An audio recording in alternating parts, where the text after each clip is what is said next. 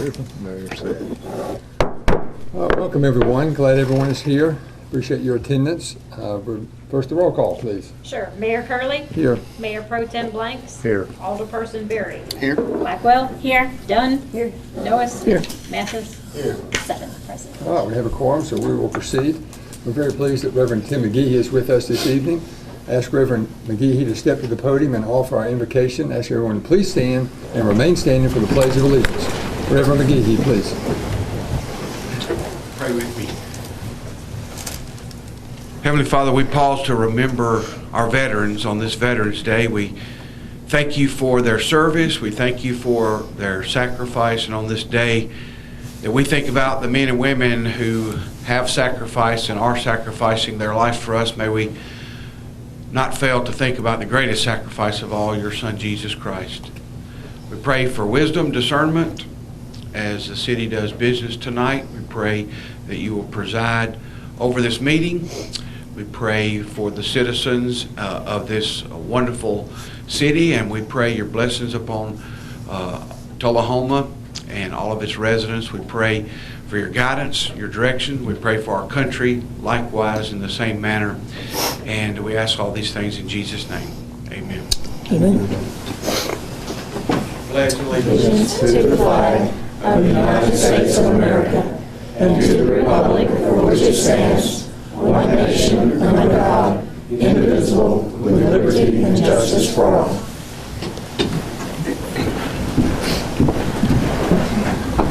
Thank you, Pastor McGehee. Appreciate you. Okay, we're very pleased to recognize several people in the audience tonight that have represented their community so well. We're proud of them. So I'm going to defer to Ms. Dunn and recognize a young person in the audience. Sure. Well, I've got my kids all are, they've got their hunting and fishing licenses, so they get this magazine that comes once a month, and I'm the only person in the house, I think, that reads it. But it's really nice. It's a great magazine, and I saw this young lady in the bag. It says Tullahoma's Ashley Scott, and it was telling about her achievements. Is Ashley here? Yes, she is right here in the front row. Do you want to come and talk about what you did this year? Just step there at the podium if you would. Yeah, welcome. Last year in May, I went to the national. Last year in May, I went to the national tournament in Kentucky, and I got first place with a 295 out of 300. That's amazing. Wow. So how far away do you have to stand? You shoot 15 arrows from 10 meters, and then you shoot 15 more arrows from 15 meters. Oh, wow. That's awesome. That's, okay, I've got some apples, and Mayor Curley, well, we are very proud of you. Thank you very much for representing the city of Tullahoma so well on the national stage. Do you have some other people here who want to talk about you at all? I see Dr. Dillahay's here. Super proud. Yeah, I bet. Yeah.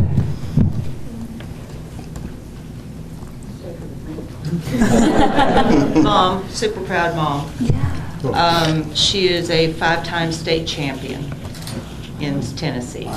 She has the national award, and she is the champion overall between elementary, middle school, and high school girls. She got the top honors for that as well.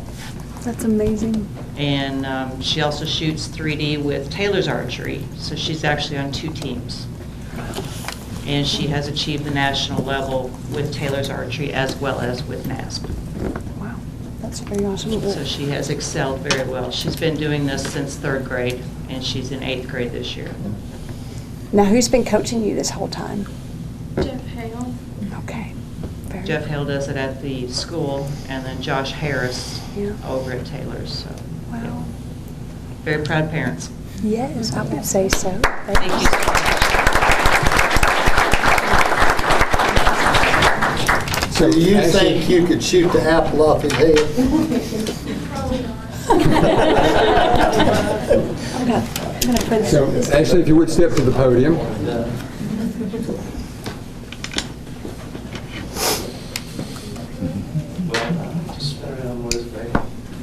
Hold it up with that.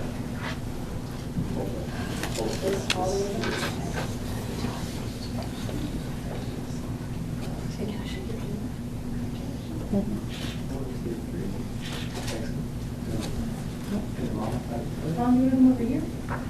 Thank you.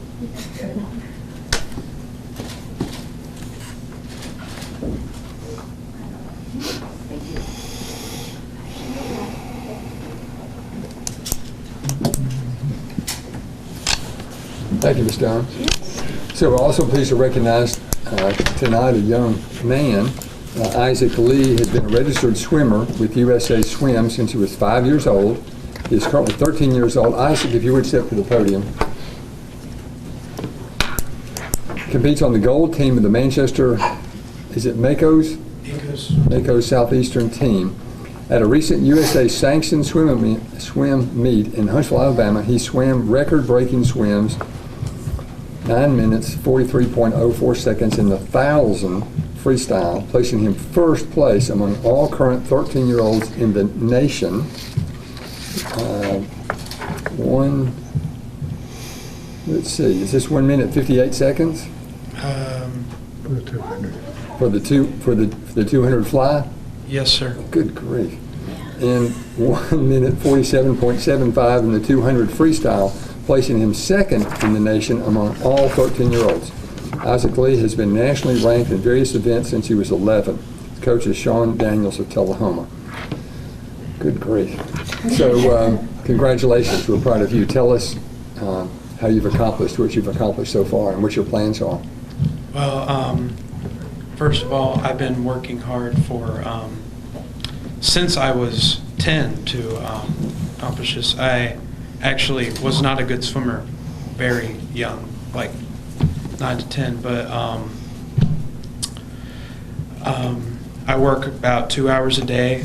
My mom is my dry lands coach over there because we have to work out of water too to enhance our strength, and we do about 2 hours, do about 6,000 yards, except in the summer, and which we double up every day now, except for Saturday.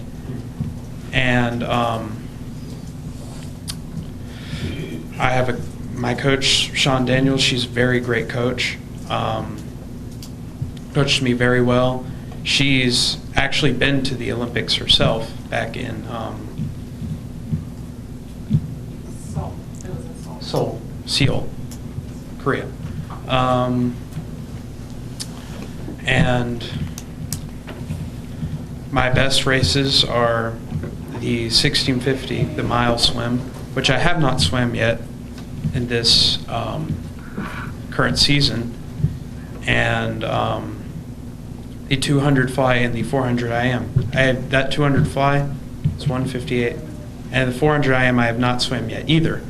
So I need to, my next meet is in December at Nashville in Innsworth. And that's about all I can think of right now. So where do you plan to take this skill in 5 years from now? 5 years from now, Division I swimming would be very, very good goal that I'm shooting for right now. People, they often come to me talking about the Olympics, but honestly, right now, I think that's just a nice thought, a nice goal for the future. I'm not expecting way too much, because right now anything could happen. We still got 5 years until I should even think about that. So. Well, that's pretty remarkable that that's even part of your vocabulary. When I was your age, my only concern was what was for supper that night. That you're thinking like that. So, introduce your family. That's my mom, the dry land coach. My sister Lauren, she also swims. Jacob also swims. That's my Aunt Christy. She's a music teacher in Manchester. That's my dad. Yep. His dad. That's all my cousins down there. I forget their names. My Aunt Karen. So we've got some engineers in the room. You said 6,000 yards you do twice on Saturdays. No, I usually, that's in the summer, which I do on Monday, Tuesday. Tuesday is interesting because I have to go up to Nashville in the morning to do meters, which is, well, you know, it's longer than yours, but, and it's Olympic-sized pool in Nashville, which ends up to being about 6,000. So that's in the summer, but in winter we can't do that because we got school. Yeah. And So 6,000 yards. Somebody help me out. How many yards are in a mile? Like about 5,280. Or is that let's meters? see. So there'd be about 1,700. So you're telling me that 6,000 divided by 1,700 is about 4 miles? yes, sir. Wow, that's very impressive. So, any other questions or comments? Some of us up here are old enough that we did have a 50-meter outdoor pool Yeah, we at one did. time, and we swam in that 50-meter pool. I was involved for swimming for a long time, and forever, and your accomplishments are very good. Thank you. We've had a swim club in the Tullahoma area since 1959. Tullahoma Swim Club is still in existence. I know you're over with the Makos at the competition, but that's okay. As long as you're swimming in the pool, Yep. that's important. But, you know, keep at it. It's a good sport. It's low impact. It can eat you out of house and home too. Yeah. So can't keep them fed. How many underwaters can you do? How many underwaters? That was a Mandy Isles thing, which you would make after practice swim underwater. You'd have to Yeah, probably a bunch. I don't know. We don't swim, well, we do focus on underwaters a lot because that's a really big thing nowadays because, To kick out. yeah, to kick out because they used to focus on, you know, just pulling a lot and your arms, but now with, you know, all the current Olympians, they're kicking underwater almost the entire length of the pool as much as they can without getting disqualified. But I've gone, trying to think. Just picking at you. I'm trying to think of an isolated incident where I did that, but the only time I can think of was when I went to Florida, but this was with fins. I did Olympic-sized pool. I went past, dang, I can't remember how far I went. I'm sorry. So, Mr. Lee, we're very pleased to present you with a certificate recognizing you for 2019 first place National 1,000 meter freestyle, 2019 second place National 200 meter freestyle, 2019 second place National 200 meter butterfly. An exceptional Tullahoma athlete, Isaac Lee, has been competing and ranking since the age of 11. Now at age 13, is a member of the local team Manchester Makos and a member of the USA Swimming, the national governing body for the sport of swimming in the United States. Isaac is nationally recognized in 3 swimming categories: 1,000 meter freestyle, 200 meter freestyle, and 200 meter butterfly. Congratulations on these outstanding achievements.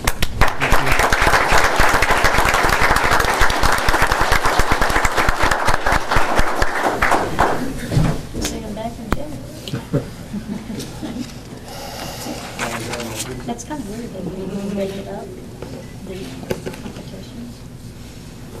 Like one is the. Well, they may not have that Yeah. event at that meet. He'll swim, this is short goal season right now. He wouldn't swim 1,000 and a 1,650 in the same meet. It'd be too much. Yeah. That's so there's several.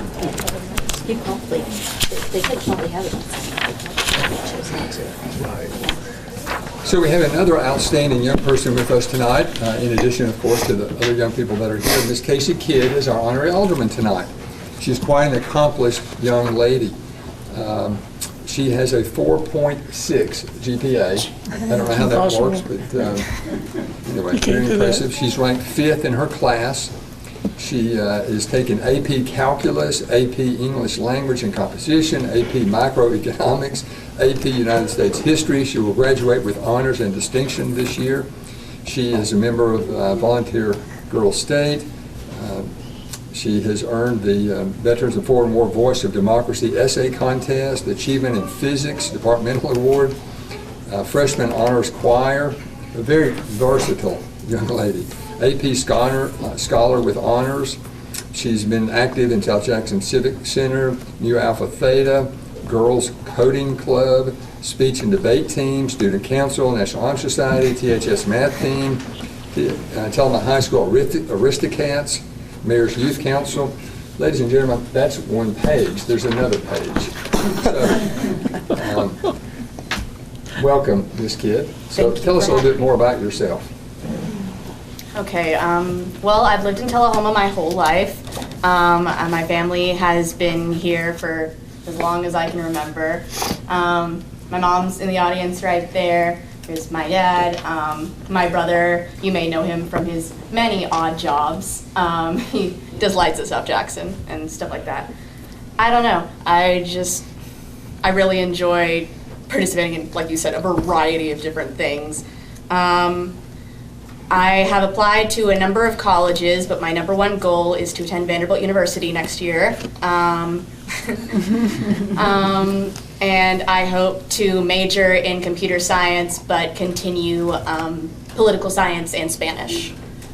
And I don't know. I just like learning. Well, hopefully that's a lifelong skill. Learning is very important. So not only do you participate, but she's also does it at a very high level as well. So glad you're here, and I look forward to hearing more about your career and your work as you go forward. So if you would stand at your desk there, Casey, we've got a certificate recognizing you as the honorary alderman tonight.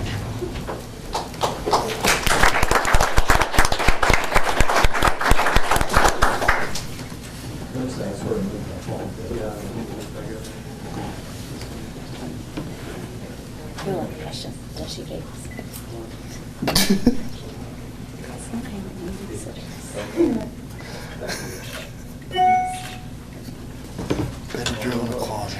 No. On the light.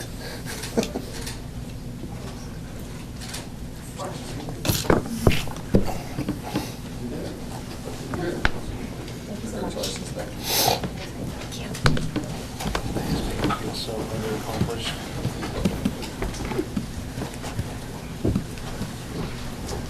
Okay, I want to recognize Ms. Moody at the podium for certificate of recognition as well. Thank you. As usual, once a month, we like to recognize a city employee for their outstanding achievements and how they demonstrate the values of our organization. And tonight, I'm honored to do this for an employee with our Public Works Department.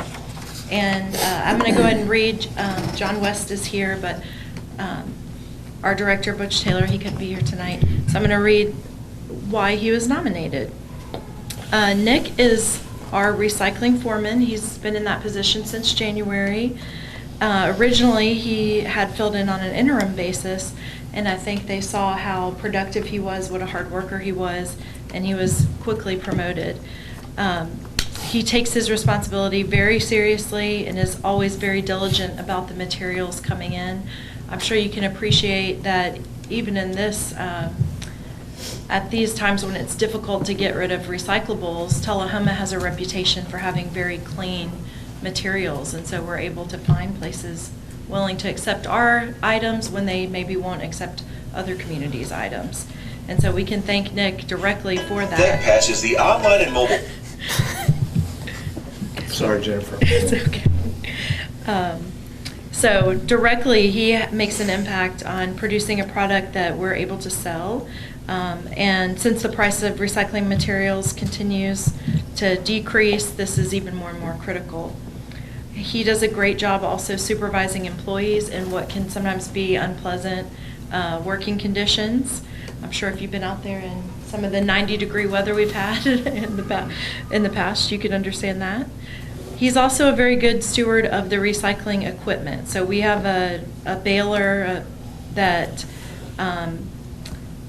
can certainly break if it's pushed too far, and it said that he's very diligent, checking it on a daily basis, and always working to get the parts that we need to keep it operating, so we don't fall behind. So, Nick, if you will come up here, I want to thank you for your service to Tullahoma and for being such a great example of a city employee.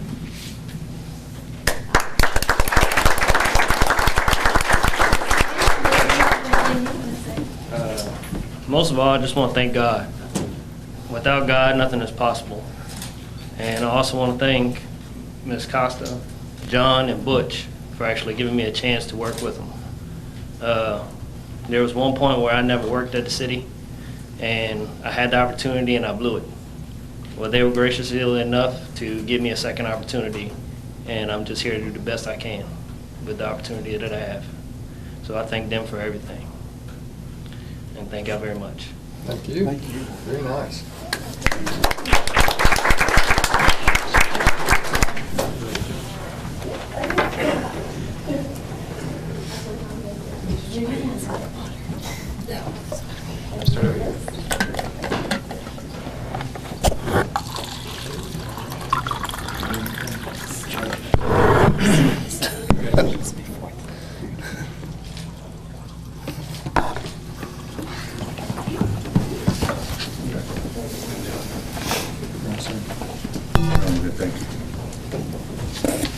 Thank you, Ms. Moody. If I might say, I was at the recycling center today, and I was commenting on how nice that Nick is taking care of that, and I even bragged on him to Miss Jackie, too. I mean, he just does a great job. He always does. So he's always real pleasant to be around. Just thank you for your service, Nick. We appreciate you. That's very nice. Thank you. Yeah. Thank you, Ms. Moody. Okay, any comments from anyone in the audience? Seeing none, we will proceed. We're ready for Alderman reports. Mr. Mathis, please, sir. Thank you, Mayor. I had the opportunity today to attend the Veterans event at East Middle. It was packed to the rim, very, very, very receptive and very, very nice. I know our ROTC group, our Marine group, they were involved in it. A lot of people were there. A lot of veterans showed up. They did a good job singing and all of this. It was really, really good. So I enjoyed it very much. Yeah. That's it. Thank you. Do we have any veterans in the audience? I know Mr. Worsham is. Yeah. Thank you, Mr. Worsham. Thank you, Mr. Mathis. Mr. Berry. First, I gotta say, all these young ones we have here make me feel so unaccomplished. Like it's amazing that we're surrounded with this here in our community. I think it's a testament to the community as a whole. Held a town hall last week on bullying. It was the second round. We extended the conflict into bullying, or discussion into bullying and conflict. Dr. Shannon Duncan attended. I want to call her Brindley, attended. She's the, I think, Director of Student Support Services at Tullahoma City Schools. And she gave a presentation, and that is available on Facebook. We recorded that and put it up there. It was, I want to thank her for taking the time out to come. I know she was shuffling kids between soccer practice and a couple of things, so it was great.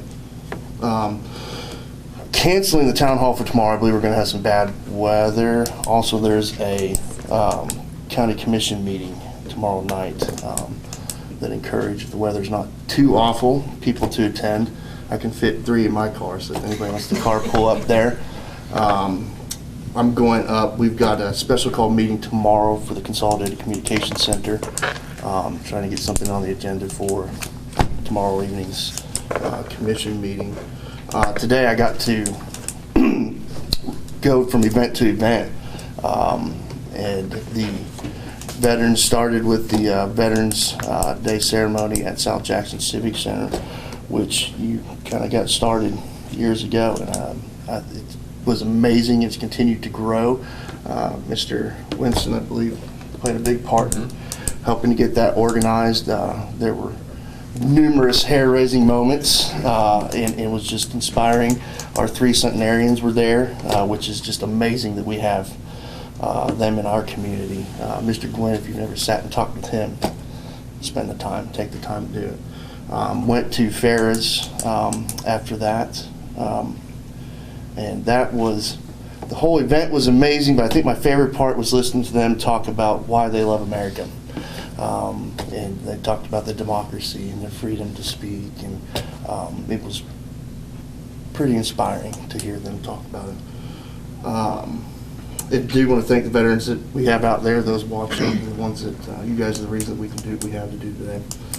One last thing, and it's something I just want to kind of, actually I was asked, this is two things, sorry, I'm going to take it to 0.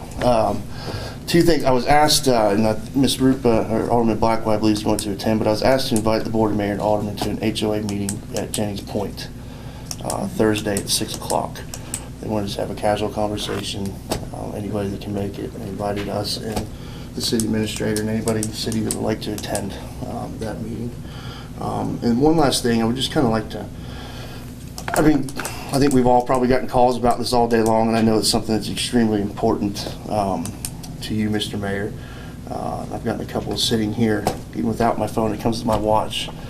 I'd like to ask the board to make it a priority to looking at our sidewalks here in the city and charge the city with a plan for where we don't have them, the ones that are broken, let's get them fixed, and make sure that we have the money, which we do. And that is it. Thank you, Mr. Berry. Ms. Blackwell.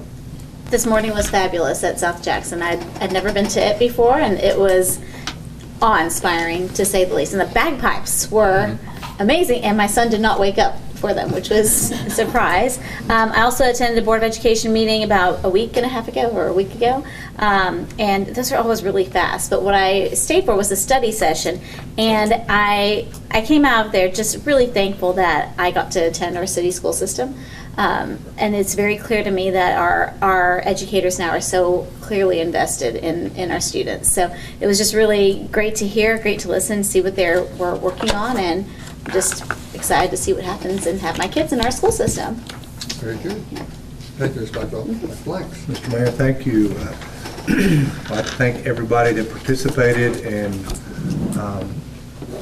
logistically got everything together for the veterans ceremonies today. I got held up at the office and was not able to attend.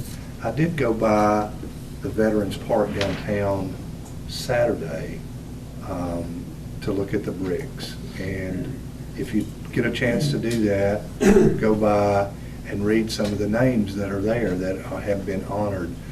And there were some people there that I didn't know had served. It was very touching. We have a brick there in my father-in-law's name. He was in the Air Force, so we went by to check that out to make sure they spelled his last name correctly, and they did. But that was on me because I filled out the form. And they could read my writing. But thank you, veterans, for what all you've done for us. You know, sometimes that's a forgotten people that we need to recognize.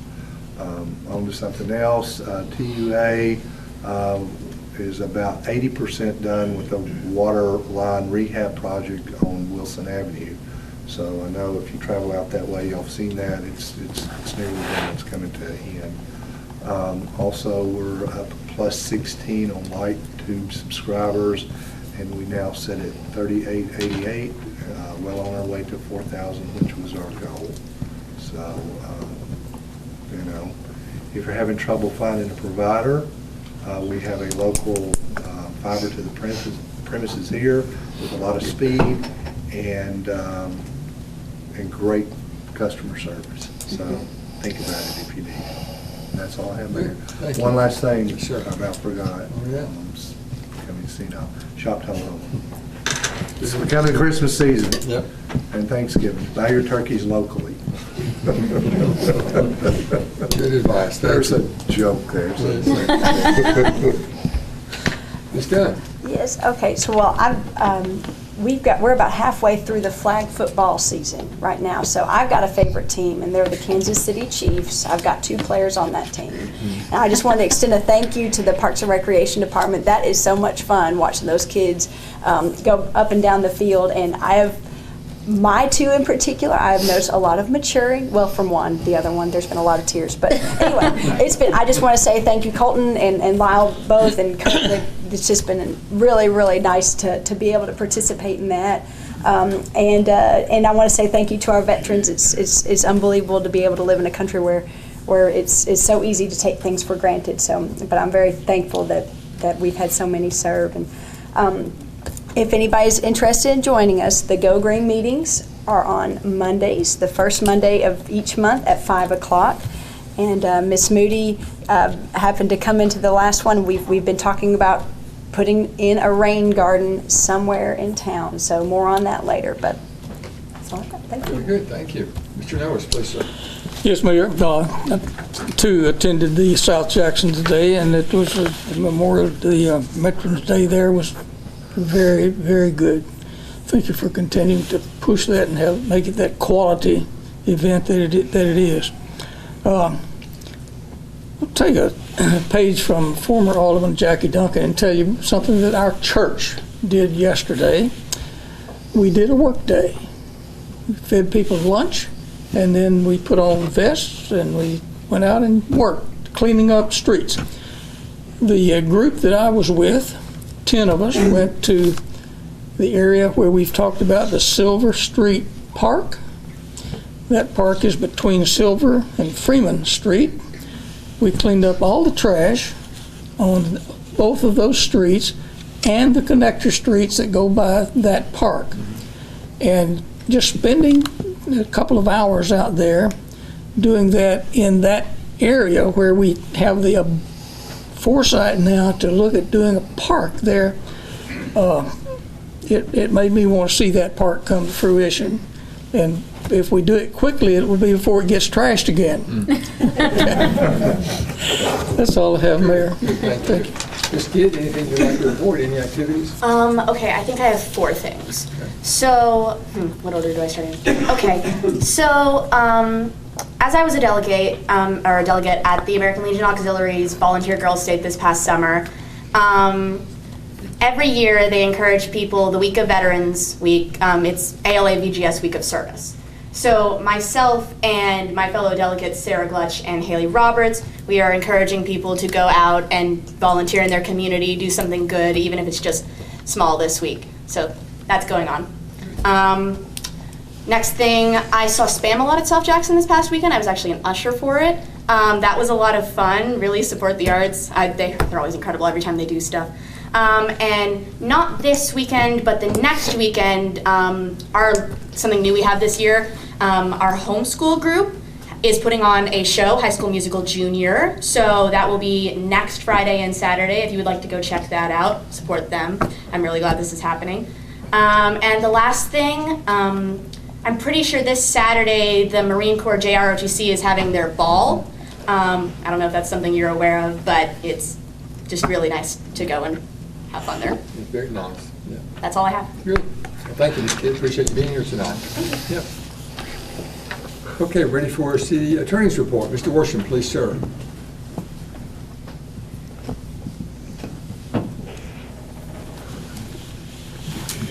The county had scheduled a delinquent property tax sale last week, and they didn't have it because everyone paid their taxes, which is encouragement to us as we're moving forward now with the work that we'll need to do in order to have a delinquent property tax sale for the city of Tullahoma. We were waiting for that tax sale to transpire because customarily the county collects the city taxes on the property that is sold at those tax sales. So we didn't get any tax money, but we're beginning to work on ours now, and it'll come sometime in the spring. We're working with the Public Works Department to finalize the legal work relative to acquiring the rights-of-way necessary to complete the East Grundy Street sidewalk project, and there are others that we're thinking about as well. I did attend the memorial service today, or the Veterans Memorial Service today, in spirit, but not in fact, because being on the cutting edge of time, I got down there about 10 till 11, and there were absolutely no parking places anywhere, so I didn't go. But I saw the program, and I'm sure it was a wonderful event. One other thing, I probably told you before, pardon me, that an owner of property in downtown Tullahoma has offered to donate that property to the city, and we're working now with them relative to an appraisal of it. Hopefully we'll have that completed soon, and we'll go ahead and acquire that property. I'll let you know at the next board meeting if that's transpired. Hopefully it will. Do you have any questions?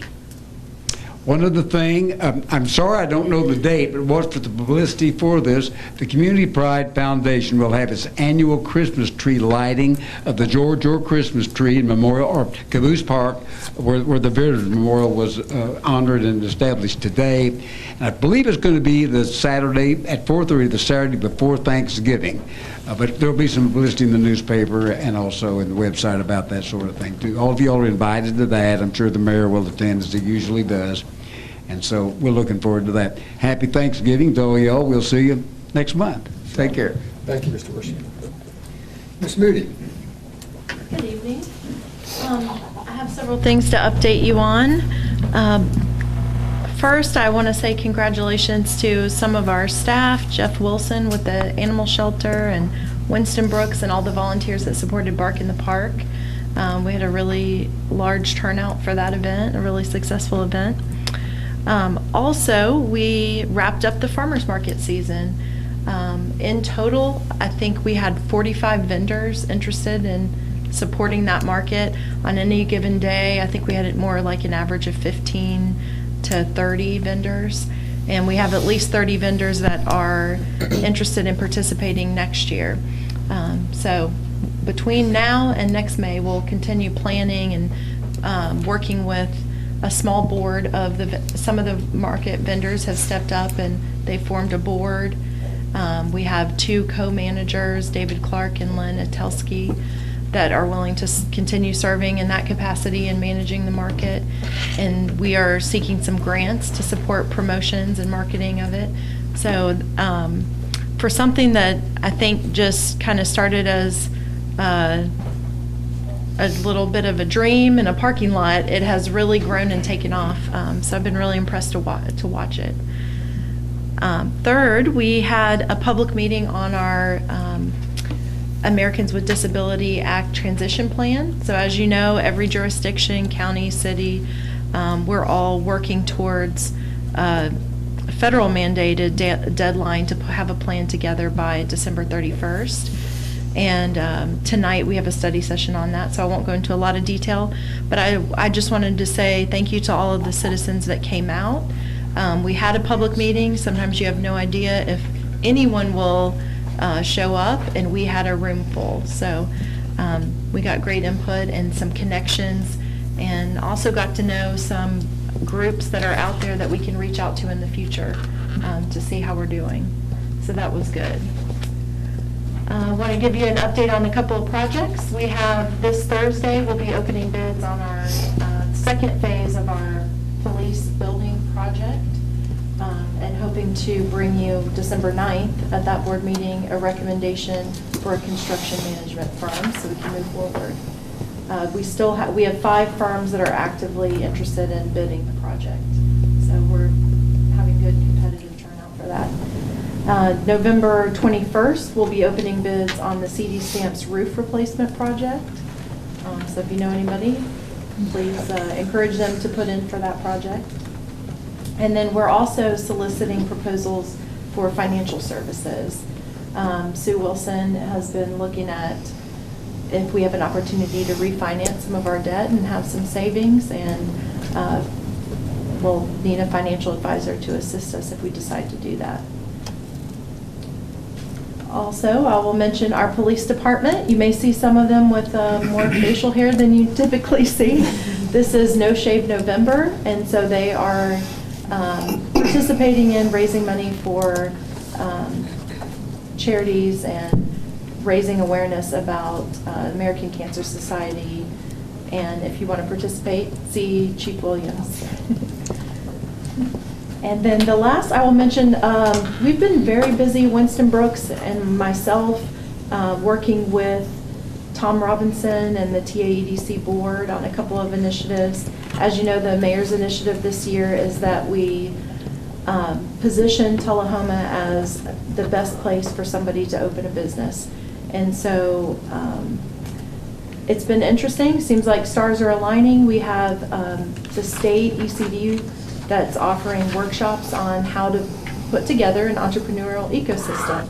And specifically, they're piloting this in South Central Tennessee. And so we've been honored to participate in that. Next week, I'll go to the second of 4 workshops on that topic. So we'll keep participating in training. And we are hoping to be selected as one of the 4 pilot communities that will come out of this and be offered a $100,000 grant to support development of a co-working space. So we'll keep you posted on that. At the same time, TVA has just announced a program called the TVA Innovation Academy, which has very similar goals to helping support entrepreneurs in rural areas. And so Tom Robinson and Winston Brooks are working on that application that I believe is due this Friday, where we will need to send 3 community champions to attend 4 workshops. At the end of those workshops, you'll be asked to give a pitch in front of funders, and whatever your innovative project is, they'll be looking to fund it. So it's pretty exciting. I think we kind of put out in the universe that we want to do this, and we're getting a lot back. That's awesome. So that's my report. Thank you. I read in the department reports, we've got a 16-year veteran moving on us. So I want to say thank you too. We do. Thank you for mentioning that. In our Criminal Investigations Division, Sergeant Harry Conway announced his retirement from our department. He's not retiring from work, though. He's actually getting to fulfill a lifelong dream to go work in Alaska. And so, yes, I believe, I'll get it wrong if I try to say it, but I believe he's working for a state department in Alaska and wants to work and then retire again and live in Alaska. So he will be missed. I gotta say, my 5-year-old is participating in No Shave November. I don't know how he knows. It's not going very well, but anyway, he's trying. So. It's a moral support. Yeah. Not shaved since last November. Okay, thank you, Ms. Moon, for your report. Next, we have 2 items on the consent agenda: 19-153 minutes of October 28th regular meeting, 19-154 set a public hearing for December 9th on a request for surplus city right-of-way at 114 South Maple Street. Is there a motion to approve the consent agenda? Proper motion by Dr. Blanks. Second. Second by Mr. Noes. All those in favor of the consent agenda as presented, vote green. Opposed, vote red. Motion passes 7-0. Ms. Moody, any other old business? No. All right. We have several items of new business. First, resolution number 1818, adopted Coffee County Hazard Mitigation Plan. Let me get a motion in a second, and I'll defer to Ms. Moody for an explanation. Motion. Second. Proper motion by Ms. Blackwell, seconded by Mr. Berry. Yes, and unfortunately, Alan Lindley sends his regrets tonight. He intended to be here and give a brief presentation about this, but unexpectedly, a family matter is keeping him away. I have provided some information in your packet. The hazard mitigation plan is something that we did already have in place. It identifies hazards in the community, things like natural disasters, tornadoes, wind events, flooding, and puts a plan together to how the community should address those things and proactively help to reduce the risk to property and loss of life in our community. And that's something that Alan Lindley, who's the director of our county emergency management agency, he's charged with that. And we adopt the plan, the same plan, Tullahoma, Manchester, and Coffee County. So all of us will adopt the same one by resolution. And it's updated every 5 years. And so this is something that his staff has done. They've updated it. They've sent it in to FEMA. It's been reviewed and approved by FEMA for adoption, and so that's why it's before you tonight. Thank you for the explanation. Do we want to go ahead and vote tonight and ask Mr. Lindley to come at a future meeting? Sure. Hear this? Is everybody comfortable with voting, or would you prefer to wait? I would make a motion we defer, just 'cause I don't want to vote on something I haven't read, even Sure. though it's been. All right. Any objection that we carry this over to the next meeting? Everybody okay with that? All right, so we have a motion to defer. Is there a second to defer? Second. A motion by Mr. Mathis, or second by Mr. Mathis. All those in favor of the deferral motion until the first available time Mr. Lindley is available, vote green, opposed, vote red. Motion passes 7-0. Thank you, Mr. Perry. Ordinance number 1530, an ordinance to amend Title 16, Streets and Sidewalks, etc., by amending Chapter 5, Street Curves and Sidewalk Design Standards and Specifications of the Code of Ordinances of the City of Tullahoma, Tennessee, adopt on the first of two readings and set a public hearing for Monday, December the 9th. Again, let me get a motion in a second. I'll refer to Ms. Moody for any explanation if any is necessary. Motion approved. Motion by Dr. Blank. Second. Second by Ms. Blackwell. Anything that you need to add to what's already in here? Any specific questions anyone has? This is just your first shot at it. We'll have a public hearing at the next meeting and vote on the second reading at the next meeting as well. Mr. Mayor, I've got a couple quick questions, Sure. if that's all right. And I guess Butch isn't here, so maybe we can talk, but just a question on like the 16-foot, and then it talks about, that's a minimum, I'm sorry, page 54, section 3C, your third bullet point there. Revisions clarify on the new residential driveways, the length of driveway culvert shall be determined by the Public Works Department, but a minimum length of 16 foot. Maybe some clarification on what criteria they'd be using to determine outside of the 16 foot. I know that I don't think we have that problem. A problem with kind of arbitrary, but I'd like to see maybe some, we tell this guy 18 foot and this guy 16 foot. Do we have some sort of process to determine? Ms. Moody, I don't expect you to know that off the top of your head. Do you want to get back with Mr. Bigg on that answer and give us the answer at the next meeting? We do have John West here. Sure. He's our superintendent in public works and could probably, do you understand the I'm question? comfortable. Will you go to the podium?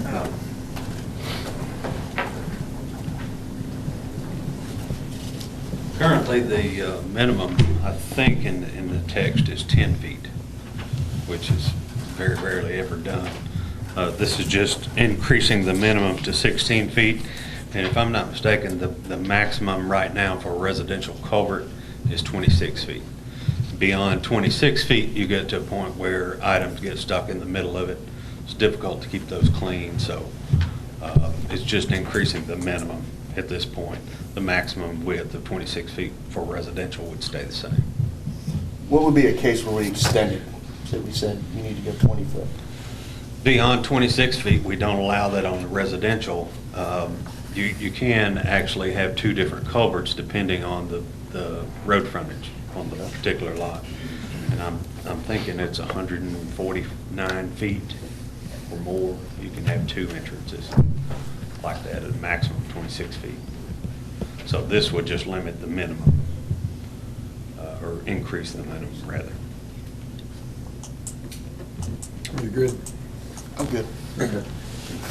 I'm really excited to see about the regulation of having the concrete or the asphalt at the very end, because I know whenever I'm walking and I see in our open ditches, a lot of times you do see a lot of gravel, you know, and that's something this is going to help to keep us from having so much flooding. Is that correct? Right.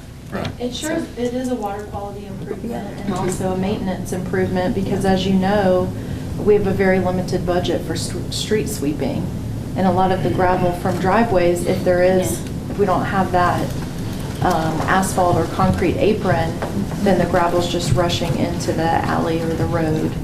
Safety for cyclists. motorcycles. So this is a great improvement. I'm glad to see that. And I will say, in our new development, it has not been a requirement previously, but in our new developments, it is a standard that's expected, and so Right. anything that's been developed recently, the developers have put it in that way. Yeah. This will help us in terms of kind of a redevelopment.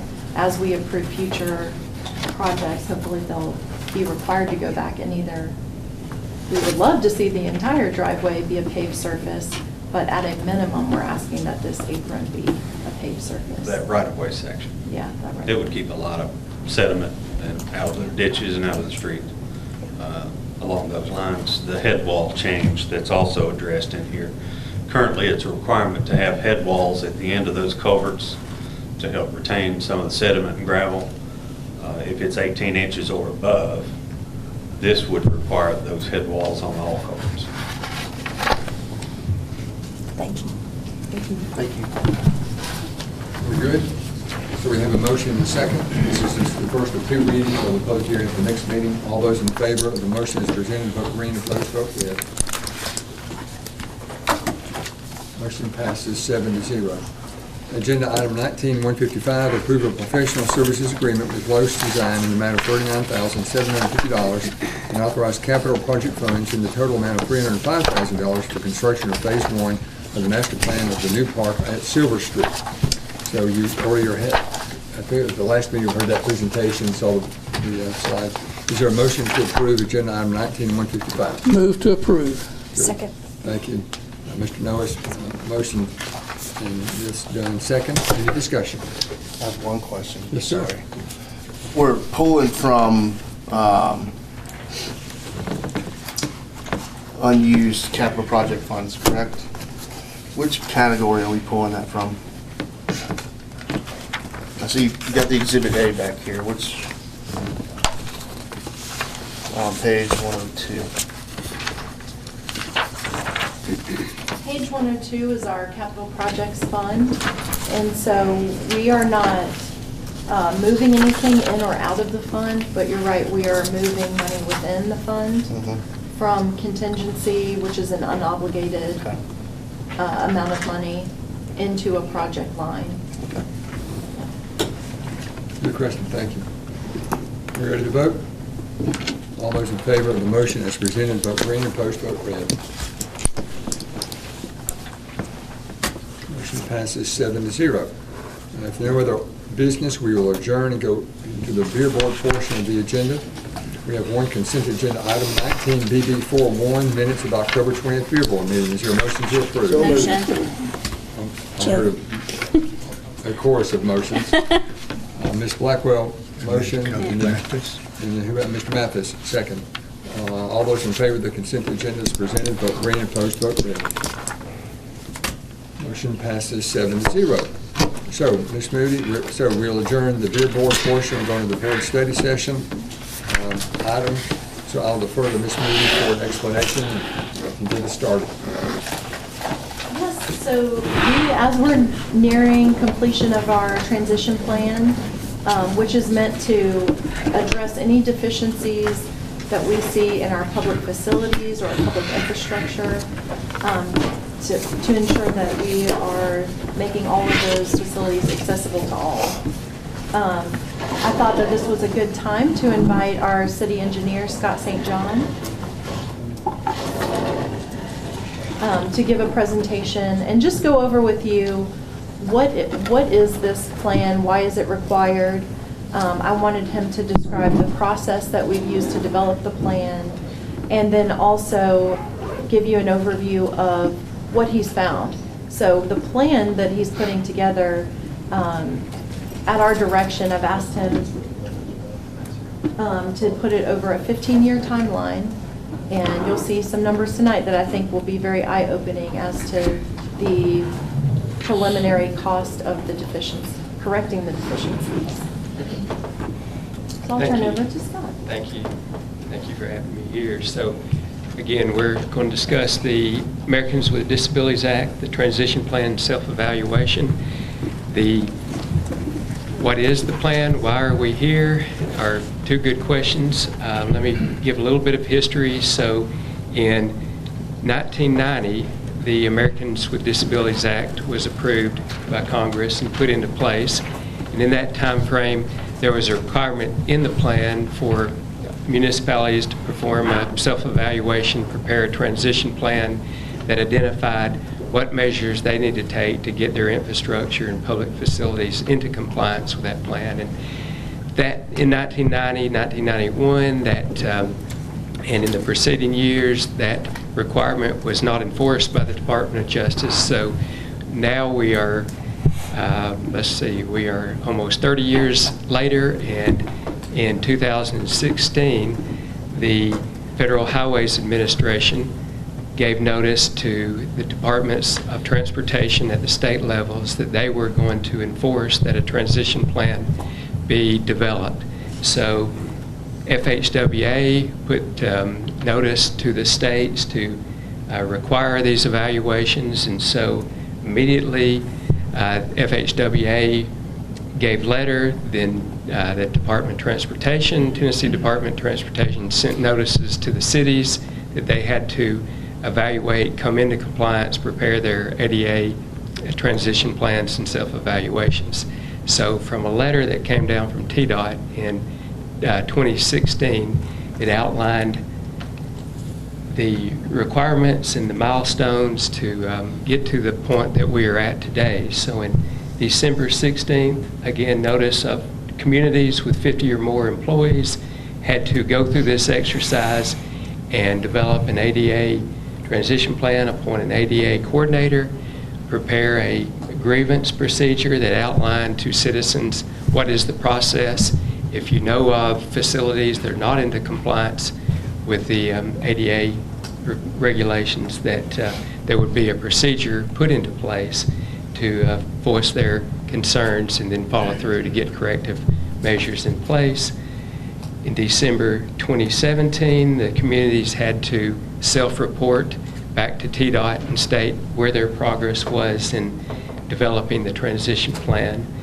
In September 2018, this communities had to have completed their self-evaluations. The self-evaluation is pretty much as it states. The communities such as Tullahoma had to go and do inspections on all of their public right-of-ways, all their public facilities, and determine and identify any facilities and measures that were out of compliance with the ADA Act. December 2019, which is where we are about to be, the transition plans must be complete and be forwarded on to TDOT to be in compliance. So what has the city been doing on the last 3 years? They've been very busy in performing self-evaluations of the facilities, buildings, parks, things you would not think about, such as websites, policies and programs. And let me back up just a bit. In 2016, 2017 timeframe, the city appointed Costa Bryce, the ADA coordinator, and she prepared and developed the grievance procedures that we mentioned that set it in place, looking at the policies and programs, hiring, firing practices, a number of features that had to be evaluated. Is not just going and looking at public sidewalks, curb ramps, crosswalks. So again, all municipal buildings and facilities such as the parks were inspected. Here's the list of 21 items, and these are the public buildings, facilities, parks, greenway features. The last item is sidewalks, curb ramps, crosswalks. So that last item is a big item that the Public Works Department, they had to go out, evaluate, identify all of the problems in the roughly 35 miles of public sidewalks that we have here in the right-of-ways. So they've been working hard on that for the last couple of years, and I'll show you the document, but you know, there is just much documentation related to those inspection procedures. This is a kind of an overview from Tennessee Department of Transportation on the transition plan. The main thing is the steps to compliance. So TDOT has had a number of training sessions that Public Works Department, myself, have attended over the last 3 years related to training to get into compliance and be ready to develop this transition plan. But what has been enforced is the steps to compliance. So, for example, item 1 here in the center is what we're looking at, designate an ADA coordinator. That has been done by appointing Ms. Costa-Bryce, providing public notices, which I'll mention here in a minute about some of the public input session that the city had, establishing a grievance procedure. That procedure actually was approved by resolution by this board previously, so y'all have met that requirement. Use current design standards, specifications, and details for new construction and alternatives. The city had previously adopted the International Building Code and the Chapter 11 on the accessibility requirements that put the hard, firm regulations in place. So as new projects come to the Development Review Committee on the Wednesday morning meetings, then they are made sure that they meet the Americans with Disabilities Act. So that has kind of been an automatic in the program that you have with the Development Review Committee. So we are here, development of a self-evaluation and transition plan. Again, at this point, yes, we have a draft of the plan prepared. This document does not, as I mentioned, does not contain all of the inspection forms, so it's about twice this thick in reality. So that will be going to TDOT. 6, approve a schedule and budget to implement the transition plan. So, as Ms. Moody mentioned on the front end, we have evaluated all the features. We've put cost elements in on all of the deficiency items for all the buildings, parks, public works features. We'll get to that budget here in just a second. We have developed that at this point in time. In staff discussions, we've talked through implementing that over a 15-year period, and so those cost numbers have been broken down into a 15-year item that we'll see in just a second. And then, of course, 7, monitor progress on the implementation of the transition plan. So TDOT annually wants cities to look at their transition plan, see where they are on making progress and making sure that the milestones are met that's identified in the transition plan. Just a copy of the grievance procedure that Ms. Costa has prepared and you have approved. This is a table of contents of the document that I just held up and outlines all of the elements of it. Public meeting notice. As Ms. Moody mentioned, we had a meeting last week. We had about 25 in attendance. Lasted about an hour and a half. We had great input, and it was a good meeting to hear concerns of citizens and realize that we are addressing a lot of those in the transition plan, and of course we'll be working with them in the years to come to make sure all of their items of concerns are identified. The budget here, a little bit small, hard to read, but the bottom line related to buildings, facilities, curb ramps, sidewalks, crosswalks is $2.765 million, so $2.7 million. So that broken down over an annual basis is about $184,000 per year. TDOT has not said you have to apply $284,000 exactly on a per year basis. We just have to have a reasonable plan on how to implement the corrective measures in the plan. So we know that staff or Public Works, for example, has line item budgets annually on sidewalk repairs. There are grant dollars as well that go to annually to making improvements to sidewalks. So there are a number of mechanisms to fund that $184,000 or the $2.765 million. So that is the number that we are about to put into the document. Wanted input here at this session related to that before we actually finalize that. You vote on it next month at the December meeting, and then the plan as a whole would get submitted to TDOT by the end of the year. So I will back up to the budget, and I will pause and see if there are any questions, any discussions that we need to have on this. Can we zoom in on the budget? Is that possible? I can't. Winston has departed. I don't know that I know how to zoom in on it, but you know how? Possibly. Let me hand you. Can we get electronic copies of this presentation? And is there an electronic copy of the transition plan itself that we can, I know it's huge. I don't think so. I mean, We you have the. We are finalizing it, but we have a draft PDF that we can send out. It's a lot of documentation. We can, remove some of the data if it's too large, but we can get that out. And I would just ask that if I do provide you with a draft document, that you not circulate it until we have a final adopted document. Since this is a federally mandated program, are there federal dollars? Okay. All right. There are not federal dollars, but I would say, obviously, they're generous in the timeline. Gotcha. So we have to comply. They don't tell you how much you have to spend and when, but you have to be making some progress. One question about, since it's a federally mandated and implemented by TDOT, and there's a guideline, there's a schedule.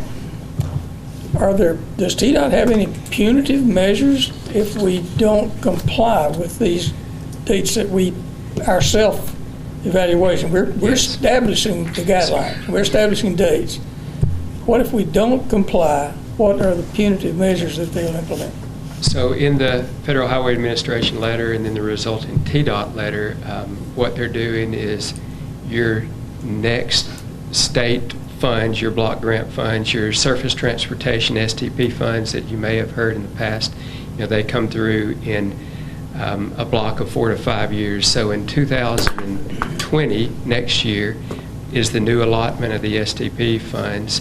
And so that's really what they're saying is if communities don't develop their transition plan, then they will hold back those STP funds from being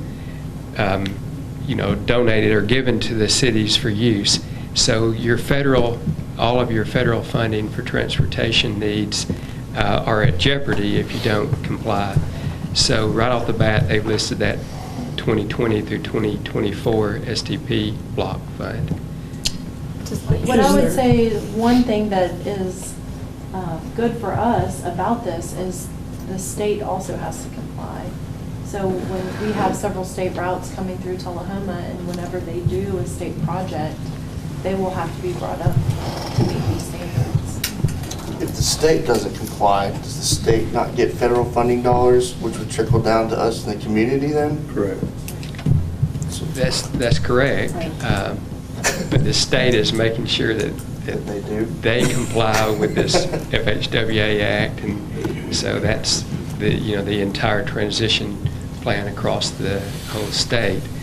So they're making sure the federal funds come down to them, but then they can withhold to different communities that don't meet these transition plan development requirements. Are you hopeful that, does this look doable? Like, is this something that we've got the manpower and the... I believe so. Okay. And because, you've talked about this some, but because the federal regulations and this requirement has been out there and we've adopted newer international building codes, and anything new that's built is already meeting this standard. So it's really a matter of going back on existing and just repairing and replacing in areas where we need to, upgrading. And I think I was surprised by the number, but I think because we can accomplish it in so many different ways. For instance, in this budget we're in right now, we had allocated, separate from the line item on sidewalks, we had a standalone line item of $50,000 dedicated towards this. So that $50,000 alone wouldn't be enough to meet the $185,000 But that's not the only source of funding, because the STP projects that we're doing are helping address some of these issues. The sidewalk money is being used whenever we're putting new sidewalks or repairing sidewalks. We're correcting these deficiencies. And so it's worked into other projects that we're doing. Another example would be, I don't know off the top of my head if our existing police department has deficiencies. I assume it does. But we're completely replacing the police department with a brand new facility that will meet all of those standards. So, yeah, I think we'll be able to meet it within 15 years. Does this just cover our physical? That's all the state is mandatory or required is our physical, not our digital world. Yes. Yes, but the part of one of the slides there where I showed website, so the cities have to make sure that they're working towards their ADA compliance related to all of their programs, hiring, firing, policies, website communication mechanisms, and so we've had discussions with Ms. Costa on what they're expecting on those, but most of those items that really require hard dollars are related to your infrastructure. It's a little bit easier on a website, for instance. We typically hire a vendor to do that, and we can require it in our contract with the vendor that they provide us an ADA compliant website. But this is a little more difficult. We have to go out and actually build. Actually do it. Yeah. I didn't know if budget-wise, we had to include the website in this or any of our. That's true. I don't think it does that's not. included It's in not. there. Can I ask a question? Okay. Is this the reason why we now have those wooden ramps at the high school, so people with disabilities can get in and not have to use the steps? Because that happened this year. We have 2 new wooden ramps. I think ADA covers everything. I know one of the places that you can see where this is in effect probably is where the sidewalks meet the city streets, when they're, it's like your ramps. Ramps. And I think all new construction has to have that. And I know in Cedar Lane, they did that in the last 3 or 4 years. And of the major stuff You see the truncated domes, the yellow truncated. Right, that touched a state route, I guess, maybe. Yes, so for example, when TDOT came in and repaved a lot of Jackson Street, they were required to assess the curb ramps and sidewalk sections immediately at the intersections, and they had to put into their plan, their program, to replace those. So they'll be spending dollars and trying to bring their facilities up, which will assist in the bottom dollar as well. So, I guess the deliberate, are we responsible for does this include all the schools' facilities and all their buildings? The schools is actually separate. It's not a part of this. But in the Housing Authority, for example, they do their own. They're required. If they don't do theirs, will federal funding get withheld from the city? I think Not from that the Housing Authority. Yeah. Because it's a separate entity. Right, but I think possibly from the schools there's a relationship there, but Maybe. I would be very surprised if our schools were not in compliance. Yeah, I don't think so. Who's our? Me. Yeah. Right, because if they're not, how does that end up affecting our? We'll just encourage them to do it. And some of it, thinking especially about our facilities and about schools, even though existing buildings may be somewhat grandfathered based on whatever code was established when it was built, the goal here would be to make our buildings and our programs and our activities accessible. So that's why I mentioned the schools. I would just be surprised if they haven't gone above the minimum standard because of IDEA. to accommodate I whatever mean, school the needs buildings, are. but I went to their workshop and it's not. Yeah. So they got 20-something buildings. And so this is something, kind of an issue that came up during the public meeting that we held, and I thought was a good point, is when we were doing the self-evaluation, you know, it's pretty objective. You're comparing it to a code requirement for a width or a height. I mean, and it's pretty objective. We meet it or we don't. But I would say, but in a practical sense, the reason for the grievance policy, the reason for an ADA coordinator is we want to hear from citizens who are experiencing difficulty accessing, and we're going to prioritize those comments and concerns above anything else. We're going to always work to make sure that whether it's moving a program, you know, out of one facility that isn't as easy to get into to another facility, we'll look at things that we can do. So it's not always a construction project, let's say, right, to make it more accessible.